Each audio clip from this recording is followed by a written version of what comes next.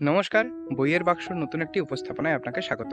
আজকে আমি কথা বলবো শারদীয় দেশ ১৪৩৩-এ প্রকাশিত উপন্যাস ছন্দমঞ্জরি নিয়ে। উপন্যাসটি লিখেছেন অবিন সেন। অবিন সেনের লেখা প্রথমবার পড়লাম। এই উপন্যাসে দেখতে পাই শ্রীদাম চক্রবর্তী নামের একজন ডাকাত ধরনের ব্যক্তি, যার একটি দল রয়েছে। তিনি জঙ্গলে বসবাস করেন এবং তিনি মাঝে মাঝে নরবলিও দিয়ে থাকেন। সেই রকম একজন ব্যক্তি জঙ্গল থেকে একটি শিশুকন্যাকে কুড়িয়ে পায় এবং সেই কন্যাটিকে রেখে দিয়ে আসে নেত্যকালী নামের এক গ্রাম্য মহিলার কাছে। এবং সেই নেত্যকালী এমন একজন মহিলা যে গ্রাম থেকে এক প্রকার নির্বাসিত এবং গ্রামের বাইরে একটি কুটিরে বসবাস করে, এবং সে ওই শিশুকন্যাটিকে নিজের কাছে রেখে যত্নাত্তি নিয়ে মানুষ করছে। এবং সেই কন্যাটির নাম দিয়েছে পিহু। যে নেত্যকালী যে গ্রামে বাস করে সেই গ্রামেরই একজন বাসিন্দা হচ্ছেন কবি কাশিরাম দাস, যিনি পরবর্তীকালে মহাভারতের কাহিনী অবলম্বনে কাব্য রচনা করে জগৎ বিখ্যাত হবেন।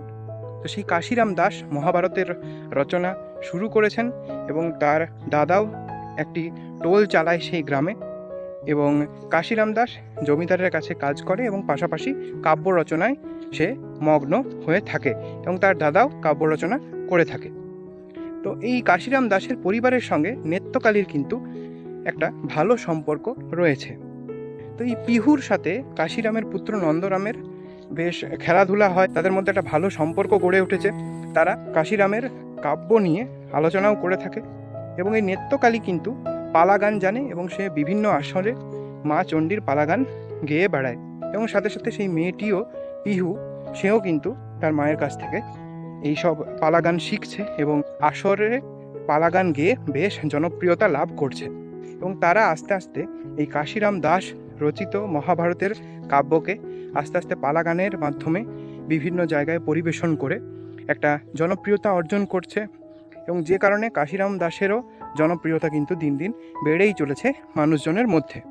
এবং এই জনপ্রিয়তার কারণে কিন্তু কিছু উচ্চ বর্ণের মানুষ কাশিরামের প্রতি ঈর্ষান্বিত হচ্ছেন এবং সেই ঈর্ষা থেকে তারা বিভিন্ন রকমভাবে নেত্যকালীকে এবং কাশিরাম দাসের পরিবারকে হেনস্থা করার চেষ্টা শুরু করছে।